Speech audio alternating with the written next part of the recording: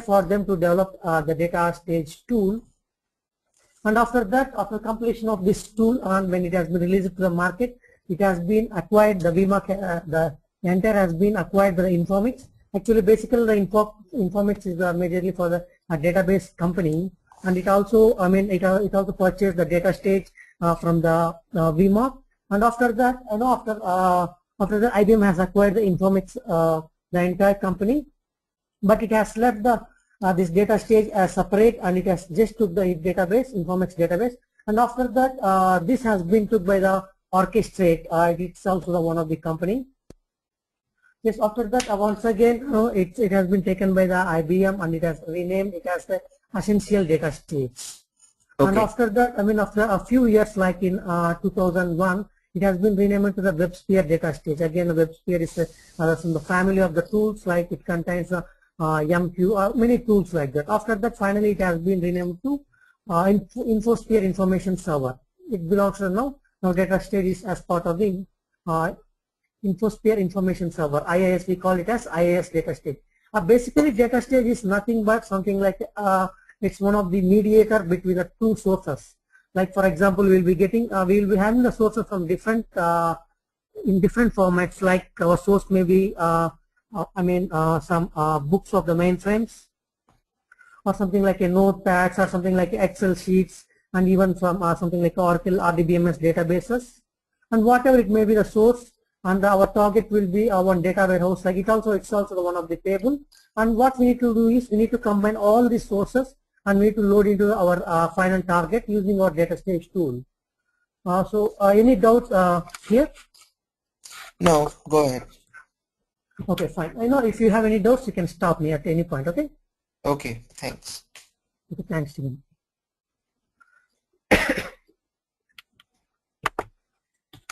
This is the major functionality here, and in between moving from this source to the target, our data stage tool mainly does it will the main job it is to do the transformations. Transformation is nothing like something like we'll be getting the data from different types of sources.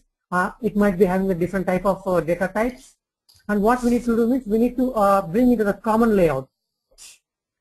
Are you on the first slide? I can still see the first slide only. Yeah, it's on the first slide. Okay. I'm just explaining about what the data stage tool does. Okay. Okay. You know, as a data stage developer, our basic concept or motto is to design the jobs in such a way that we need to transform the source data and we need to load into the target data. This transformation is nothing but the requirements which has been given by our client. The requirement that the SDLC is something like that. The business analyst of the client will be interacting with the data stage architect, and the data stage architect will get the details of all the source systems, and it will he designs something like architecture in such a way that different tables like these tables. These are the source tables, and it should go to this target table. The transformation should be like that. The data stage architect will send this document to the next levels, and then then as a developer, what we need to do means we need to convert into the technical documents. Technical documents, it's something like it's more in detail about the technology. Like for example, we need to do the data type conversion, or something like a date conversion, or if we have some different sources, each different sources contains the different types of date formats. We need to bring all these date formats into a single format. So for that we will be using something like a transformer stage. For example, what we need to maintain everything in the technical document. Like we are using this transformer here, we are using this function. We need to document in detail, and after that we need to design the code after the approvals. I think you are very well aware of the SDLC, right, Steven? Yes. Okay, fine. This is the part of the data stage developer. In data stage, we'll be performing the various operations like sorting, or something like removing the duplicates of the source data, and validating the data, something like using our aggregate functions like sum of maximum updates. And we will be having many operations that we use in the RDBMS or any database functions. Yes, I have used DB2. Okay, fine, fine. So you are aware of the DB2 and you have aware of Oracle? Yes, I know about Oracle. I have not worked in Oracle, but yeah. Okay, fine. The data stage, it's mainly the server, mainly it has been installed on the Unix machines. I mean, most of them are in the Unix boxes and we'll be accessing them through our, from other operating system or any type of operating system. I will show you the architecture. So the data stage, it will be, it's part of the IIS. As I said, data stage will be a part of data IIS. IIS is nothing but, I'm repeating, InfoSphere Information Server. It contains a different types of tools. I mean, all the tools has been integrated in this platform. It is something like a client server architecture. We can see here the client, and this is all in the, sorry. And this is in a server. It is the software which has been installed on the server. It contains majorly three: the services, repository, and engine. Engine is Okay. nothing but, I mean, yes, Steven, do you have any doubts? No, I said yeah. Okay, go ahead. Okay, fine. No, the engine is the major part of the data stage. I mean, whatever the code we design, after that, when we click on the compile or the run button, the next step, from the next steps, all it has been taken care by our data stage engine. And these are services and repository is nothing but, I mean, these are all the separate things. I mean, the engine uses these services and repository for compiling, and for example, the services, it supports for the different, for all the functions which has been designed in the data sheet. For example, when we compile our code, the engine will contact the services for some functions, and it will contact the repository for the metadata. Metadata is nothing but something like table definitions, schemas, all will store in this repository.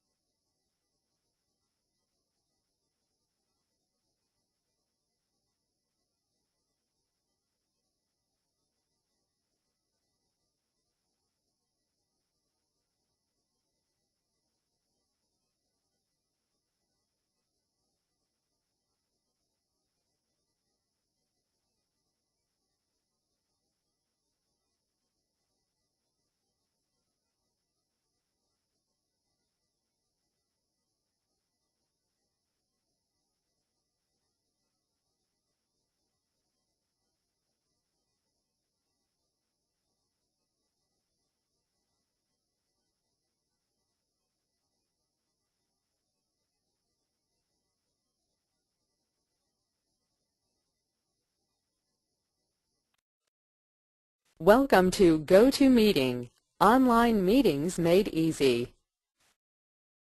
There are 2 other callers on the call. Parallelism concepts. What happens here means,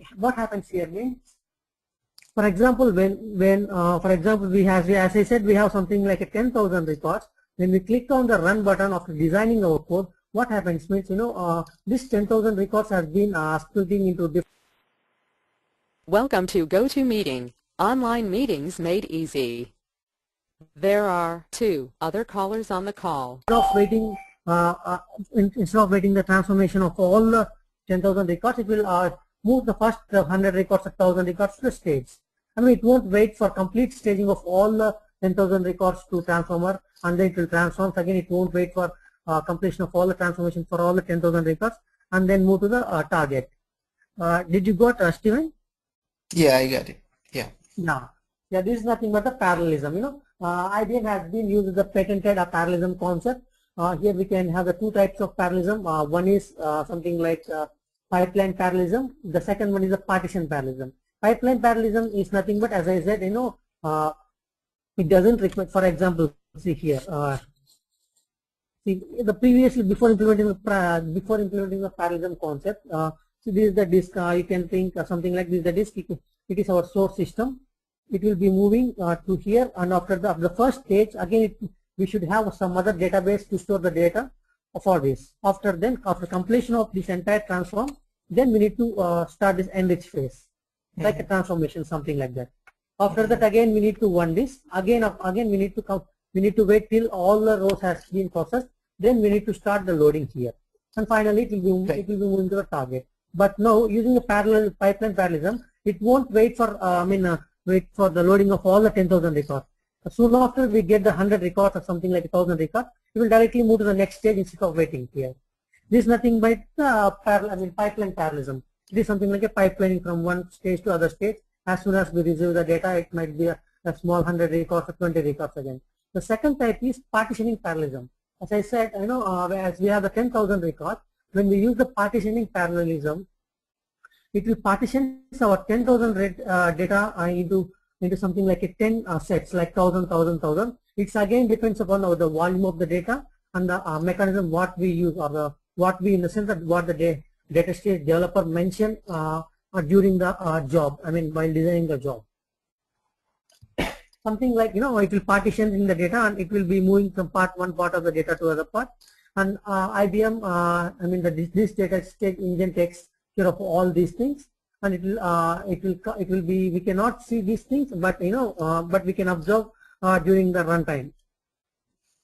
This is the pipeline parallelism.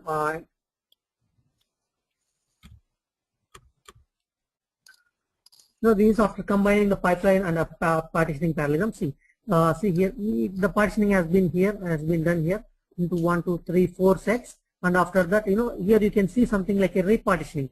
Repartitioning is nothing but, for some of the operations we require the entire data. For example, we are doing something like a lookup of one record in all the entire 10,000 records. So at that time we require, we require all the entire 10,000 records. Why? Because as we just, look in the small set, we don't meet our requirements. So at that time, the repartitioning will be occurring here for this type of operations. Again, this will be done, by basing upon our code what we have been designed here.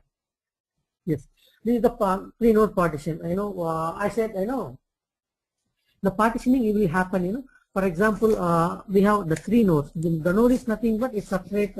We can think it's something like 3 separate subsets, or we can say, for example, we are having some we are something like a 4-tier architecture. We have 3 servers.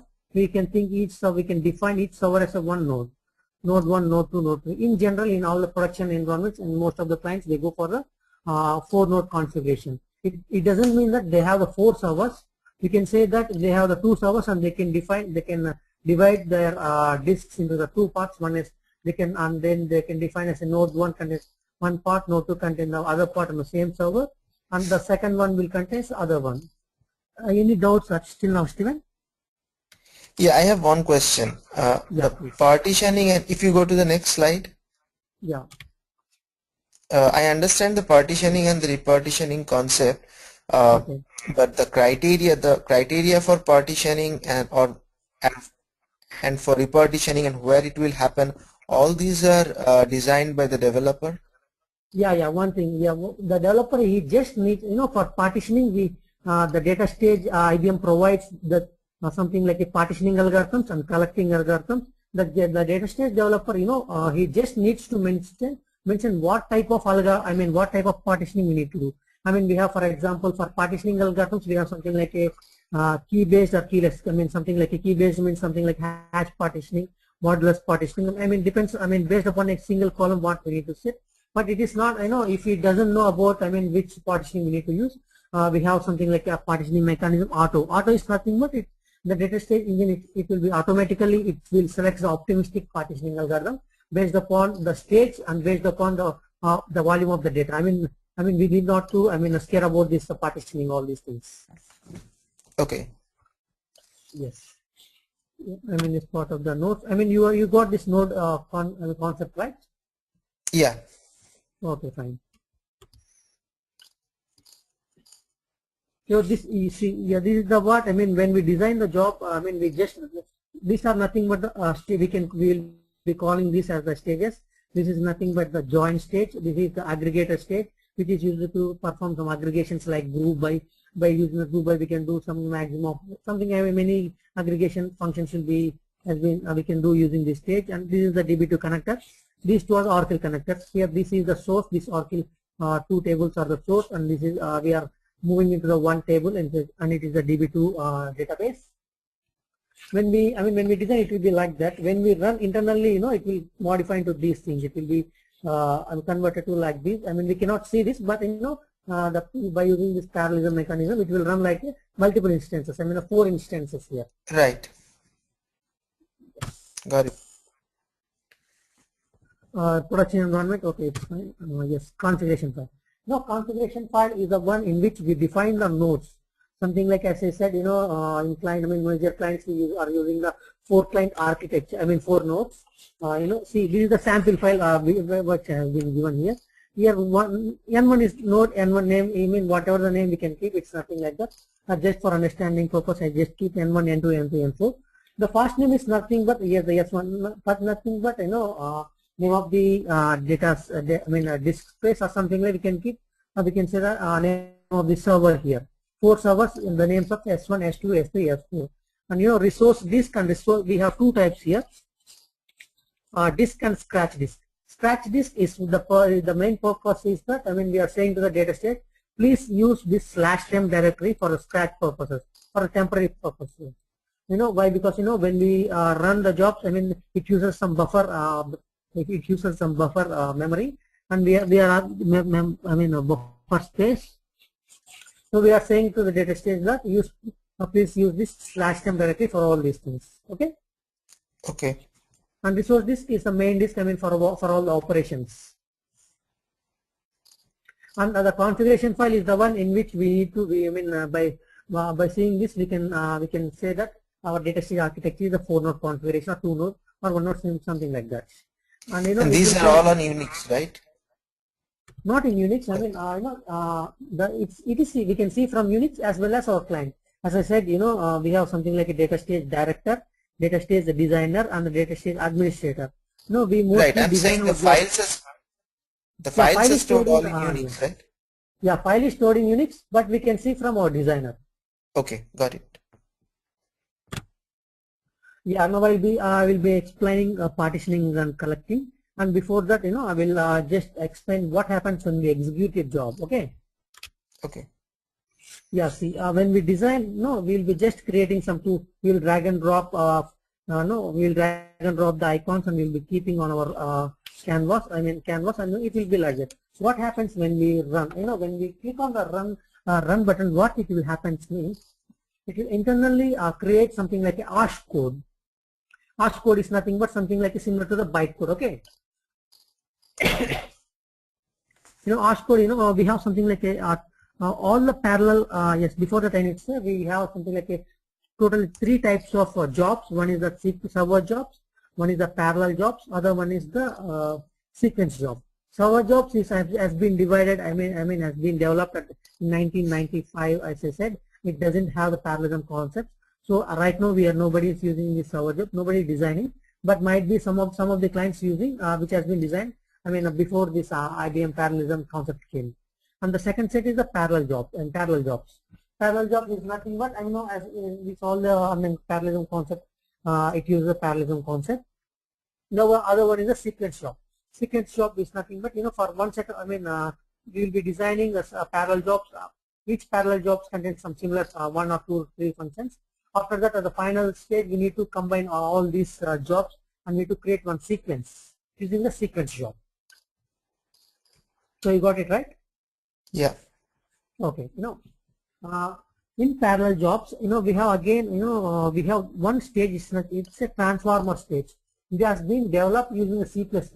Apart from this transformer, all the stages has been developed using the OSH script. OSH is nothing but orchestrate scripting language. You can say like that. When we compile this job or execute this job, what it happens means all the stages will become create some OSH code in the backside, which is almost equal to the bytecode. And if we are using a transformer, it will again create the object code, and then after that it will create. It will be converted into the bytecode. Why I'm saying this means I just want to let you know about the transformer. It has been designed using our C++, and most of the best practices says that I use very less as possible a transformers. Why? Because it will be something like a overhead for a data stage engine. Okay. Okay. Yeah, fine. And one more thing is, here we are able to see this arrow marks. When, as I said, when we compile, it will be generating the OSH script. When we see that script, for each link, it has been there will be some virtual files will be created in background for something for operations things. We can in the next classes when we run, I can show this script and I can show you what internally it happens. For a developer, it doesn't require to know all these things, but the thing is, when we see in the performance issue, for example, we can use many stages, and we can have multiple ways to do a requirement. But the thing is, the developer needs to choose the best stage. Why? Because at the development stage, we'll be having the less data. So at whatever the way we use, it will be complete. It will be complete by within some 5 or 1 to 2 minutes. But the thing, when it goes to the production, it will be having will be reaching millions of data. At the time, it will be again a performance issue. So in order to identify which way is the optimistic way, we need to know all this script, and we need to know what is a virtual file and where it will be created and what happens. When we run this, we'll be having something like 2 operators will be created, 2 or 3 operators will be creating. If we design the job in another way, it will create something like 3 operators. So at the time, we'll be using this way. Why? Because we are reducing the performance. We are reducing the overhead here. Okay. Got it. Yes. I will explain you about the partitioning. Yeah, as I said that IBM provides us the partitioning algorithms and collecting algorithms. Partitioning is nothing but when we stand from source side, we are sending the data to the transformer phase in a different data in a different set of partitions. So we'll be dividing the data into the different sets using the partitioning algorithm. When we stand at the transforming side and we are looking for the data, we will be receiving the data in the form of different sets, and we need to collect them. So even for collecting, we'll be having the different algorithms here. So that is the collecting algorithms. You got it right? Yes. Yeah. Yeah. Yes. Partitioning. Yes. Yeah. These are all the partitioning algorithms. Round robin, random, hash, modulus, entire, same, and auto. Auto is nothing but, as I said, IBM provides this partitioning mechanism. When we use this, by default it will be auto. If until unless we know about the volume of the data and the type of operations we are doing, we need not to. When we know all these things, then we can keep on our own this partitioning algorithm. Otherwise, we can just left it as auto, so that the engine takes care of all these things. Okay.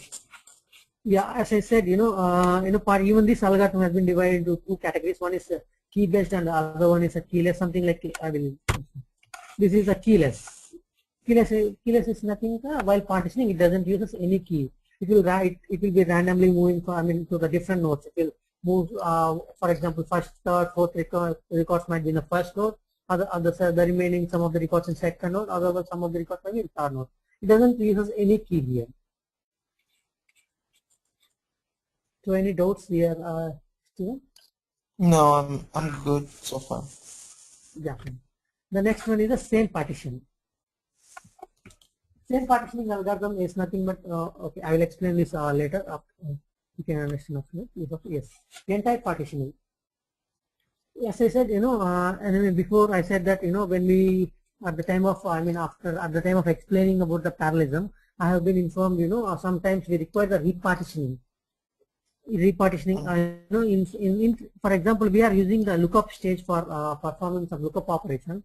We require the data to be entire data to be in each and every node. Why? Because we require while lookuping we need to search entire 10,000 records for even for one record. At the time we will use this entire partitioning. So you got it right? Yep. Yeah. Okay. Yeah. Next one is the hash partitioning. Hash partitioning is nothing but it's a key partitioning. It's based upon some key is nothing but then we can keep one of the column as a key here. Based upon that key, this algorithm will work. The next one is modulus. It is also same as hash partitioning, but it takes something like it will perform the performance wise. Modulus partitioning. We prefer the modulus partitioning. Why? Because it is this is faster than the hash partitioning. No, this is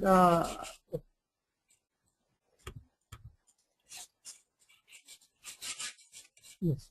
So this is the logic what this algorithm uses. Partition equal to mod of key value. Key value is nothing but the column which we are going to give divided by partition number. Partition number is nothing but we are using here. The example is for as a 3 nodes. So this value will be a 3. Key value is nothing but the value which the value of the particular column. Yes, other one is the DB2 partition. DB2 partition is nothing but it has been designed for the DB2 stage. When we use the DB2 stage, then we'll be using this DB2 partition. Apart from that, we won't use that anywhere. And one more partition is same partition. Yes. No, for example, we got a scenario in where we are using 2 lookups. One is 2 lookups. One after another. First, in first lookup we have given the entire partitioning algorithm here. Okay. Okay. Now we are in the second lookup stage. Again, in order to again instead of giving this partitioning as the entire, we can directly give the same partitioning algorithm. Same is nothing but it will just retains the current distribution. The current entire means all the records has been scattered in all 3 nodes. So N1 contains 10,000 records, N2, N3 contains 10,000 records. If you use the same partitioning, again instead of partitioning again using this entire mechanism, it will again the same data will be coming into the same nodes. So you got it right? Yeah. Yes, right. See, even here you can see the icon here. This means the same set of data goes to the same number of nodes here.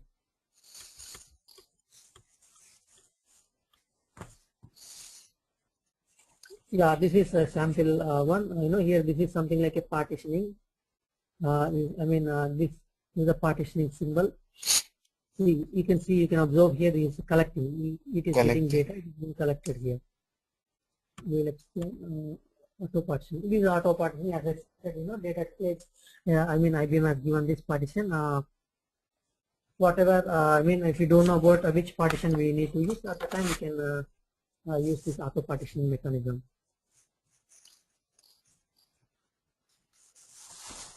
Yes, collector method. Collector method. These are the algorithms which we are using for collecting the data.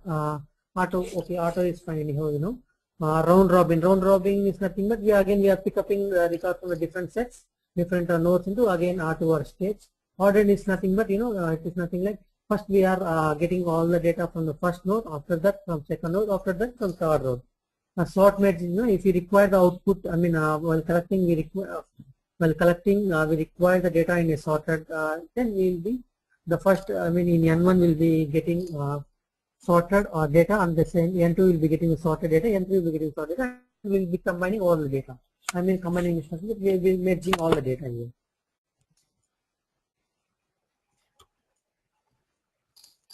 Yes, this is fine. My IV data stage, okay. Yeah, as I said, we have data stage. It contains the server engines and parallel engines. Why? Because I mean, still some of the clients are using the server jobs for some operations. So when we are compiling server running, server engine takes care of these server jobs, and our parallel engine takes care for all the parallel jobs.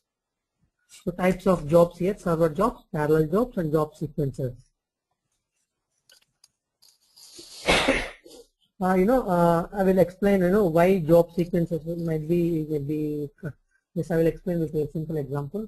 For example, we are in a such environment that we will be receiving some files, some comma separator files from this mainframe stream, okay? Okay. And the requirement is something like, there is something like for each and every month, the entire monthly transaction should be coming to on a particular server in a particular folder. So I think so from mainframe guys, they will use some back programming, and they will send they will extract all the data for entire month, and they will send it to this job. I mean, they will send it to this server into a particular folder at that time. And after that, one more thing is with that file, they will also send one success file or one control file. Control file is nothing but it contains the name of the file which they have sent, and it contains the number of records of that particular file. Now this is the first one, and the next thing, from then our data stage job, I mean from our data stage job should be using these files, and it should be as it is a comma separated files, it should be doing some transformations, and it will be it will be calculating some amount, some paid amounts or something like that. And then it will be moving to some other data, something like a DB2 target. This is our requirement, in job sequence. In job sequence, what we'll be doing means, as the mainframe team, they have sent 2 files. We need to validate whether this file contains the exact record count, what the file have, and we need to see the file name. So for that, we'll be designing one job, and we'll be creating the second job for all the transformations on all the transactions. On third job, we are just loading this data into our DB2 target. For this, we have created the 3 parallel jobs, and we need to combine. The sequence is something like first one, second one, third one. Job 1, job 2, job 2. What we need to mean? We'll be just creating the sequence job, and sequence job will be drawing all the 3 jobs, and we'll be giving the links. So this is the purpose for the sequence job. So you got it right? Yeah. Yes. Yeah, okay, fine.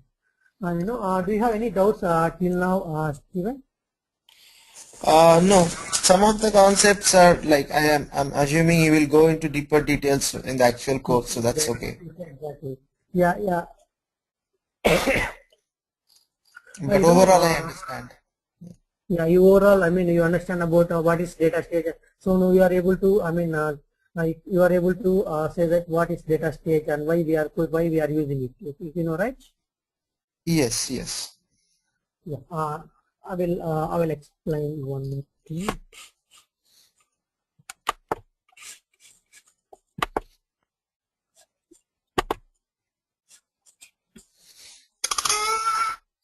So you are able to see this PPT, right? Yeah. Fine. So you are aware about what is data warehouse, what is all these things? No, not much. Okay, fine. It's not a problem. This is the normal data what we will be seeing in files. By seeing this, we cannot understand what this data is. And what we need to do means we need to change into this information. We can change by giving the column names, and it will become information. Here, so you can see that we will be calling this as the metadata. I mean, I think you know about the metadata. Data itself, data about the data. So this is nothing but customer ID. So for customer ID is nothing but a metadata. And these, I know, these all the open. These are, you know, by seeing this, we can analyze. This is what this column is customer ID. This is the date column. All these things we can get. No information, whatever the informations may be, the data. Might be the information in be something like a text file, something like a CSV files, Excel files, whatever it may be. The data stage can handle any type of sources. You know, even in the real time, most of the time, you know, nowadays ERP is coming. You know, so data stage supports to extract the data from different ERP systems, like even from SAP, SAP, SAS, many things, whatever it may be. It will be collecting all the data from different sources, and it will transform and it will load the target.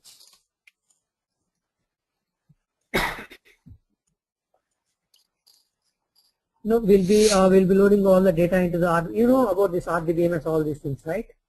Yes, yeah. Yeah, why? Because you know, I already working. No, okay, I mean, how many? What is the experience? I mean, in year counts. I have 10 years of experience in DB2. So yeah, RDMS I understand Okay, this. okay, fine. Yeah. So we can skip this. Yeah. Okay. You know what is OLTP and OLAP? No. Yeah. OLTP is nothing but, I mean, the general, all this. I mean, what all the online transaction processing system. OLTP is nothing like that. You know, for example, wherever, you know, even in banks, you know, they store only the particular in their system. They will store only something like 6 months data or 5 months data or something like that. Why? Because again, I mean, whatever, if you store the more data, and it will be again a performance issue for them. So what they will do means, I mean, in their night times, I mean, using a mainframe or something like that, they will move the data into a different server as a data warehouse for their archiving purpose or something like that. Yeah, these are some normal examples of OLTP system. Yes, problems with OLTP is not for reporting. Yes, it is for the daily processing. It's for not for reporting, not for analysis. No, OLTP system is nothing. For example, no, the major use of the data warehouse is nothing but, you know, for example, it is mainly used for a higher level people in a company. For example, we can say for a CEO, he wants the details, what happened, what are the value, what are the profits he got this year. And for example, we can say in a retail market, and the CEO, he wants to know what type of product has been gone this year, and you know, based upon that, he can you know, he can provide to the stores in a sufficient quantity for the next year, and he can also know whatever the product has been less. I mean, less in stock for this year, and what type of the product we are not able to produce to customers at the correct time, something like that. We want to analyze all those things. You know, for that, what we need the entire data, for example, for entire year's data. So no, but he cannot store this entire data in a system. Why? Because he will be getting for each and every day the transactions might be very more, so the records might be very more. So what happens? You know, so different source, and one we can again we will be handling different scenarios. So for example, when we see the retail, I know retail stores might be in a different states. So so they will be loading into a different table. So at the time, what they can use, I mean, at the night time, they will be gathering all the data to a particular data warehouse. Data warehouse, you know, by the name we can say it is something like a warehouse. It is something like a warehouse or godown which stores all the data. Based upon this data, we have the reporting tools. I mean, this data warehouse been integrated with reporting tools. I mean, like a Cognos, business objects, CSAS, all these things. I mean, based upon this data, they will create something like a universes. Universes is nothing but designing the tables for them, and they will pull the data from this warehouse. So here we can see. See, OLTP contains the entire detail.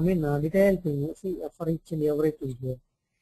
And after that, you know, finally, when we go to the data warehouse, it's very just summary for the entire single day. This product, this quantity, this price, this amount. It's very it's something like aggregated view. I mean, it is not the thing like we are just sending this aggregated one. we'll be sending entire data to our data warehouse based upon, I mean, what we can do some aggregation functions, and then we can pull the records in this format. And one more thing is, okay.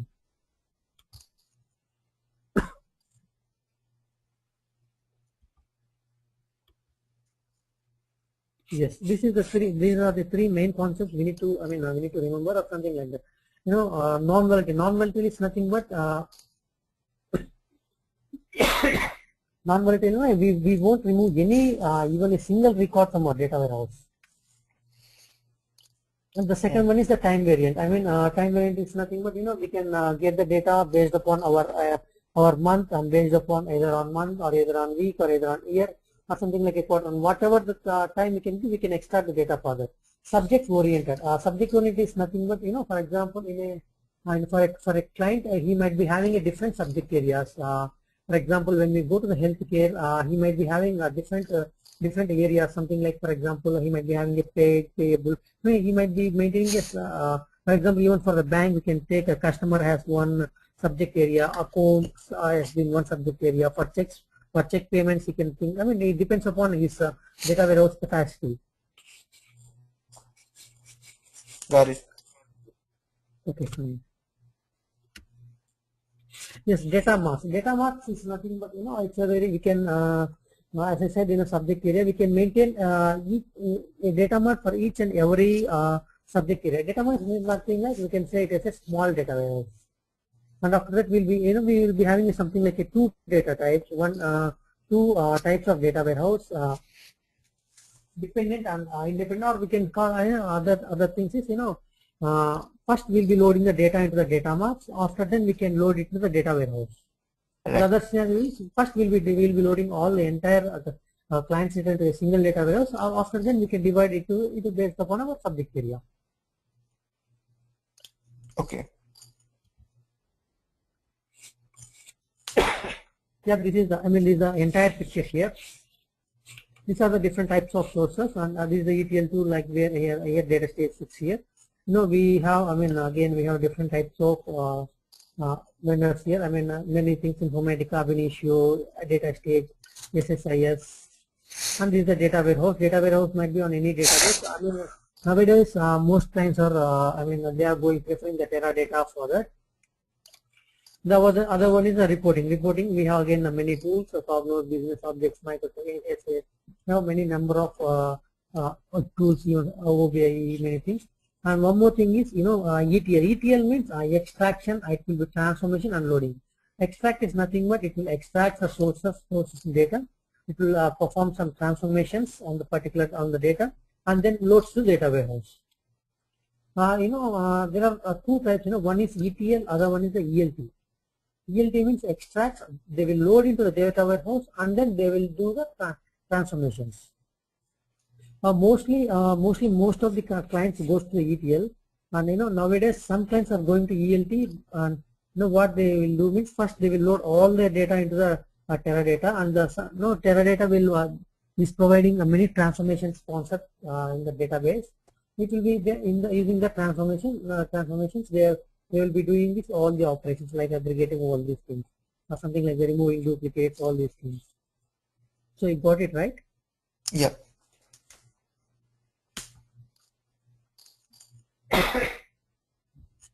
Yeah, this is the entire project life cycle. Data profiling, data quality. After that ETL. After that MDM. MDM is maintaining the metadata. Now we are in this data stage. This is a small example. Okay, we have given ETL and ELT. Data extraction sources. ERP sources.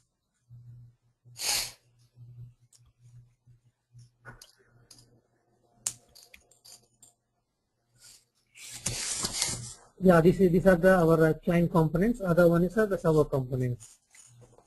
Designer, director, administrator. Other one is the web server console. It's nothing but using the web link, they can connect to the data stage. There is a sample screen while connecting to the data stage administrator. Here you can this is a sample screen. This is administrator's part. This is the designer window. These are all nothing but parallel jobs. We can the red color symbol is nothing but the parallel job. For server jobs, we will be having something like a green color, yellow color symbol. All the yellow colors are server jobs, red color are parallel jobs, and for sequence job, we will be having a green color for that. This is the aggregator stage, and this is the file. This is the sequential file stage. This yes, he's doing some some aggregator transformation here. This is nothing but the director. When we run, we can see all the things, all the operations here one by one. Each and every step we can see here. When we get any error, this green will be going to the red, saying that aborted, and it contains the error message. And if we have any warnings, we'll be having something like a warning symbol, yellow color symbol. From when we open and we click on that, we can see that warning message. Based upon this, we can check our errors and we can validate it. And one more way is we can also have the logs in our Unix server. Based upon that logs also, we can do this error handling. Yeah, Steven, I'm done with today's content. So, do you have any doubts? You can ask me. No, at this moment, I don't think I have any doubt.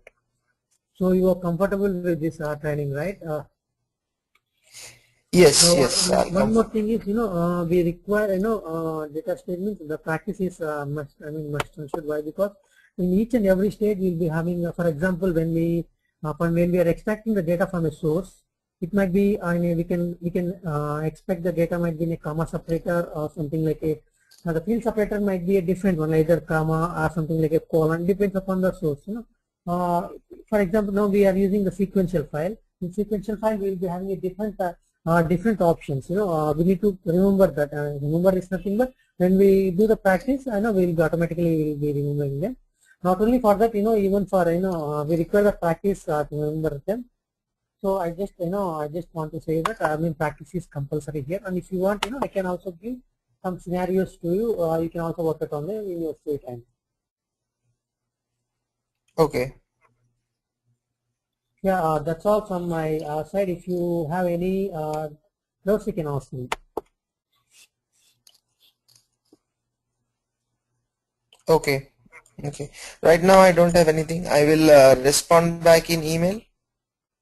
Yeah, I think this organizer will be calling you. For this, I think.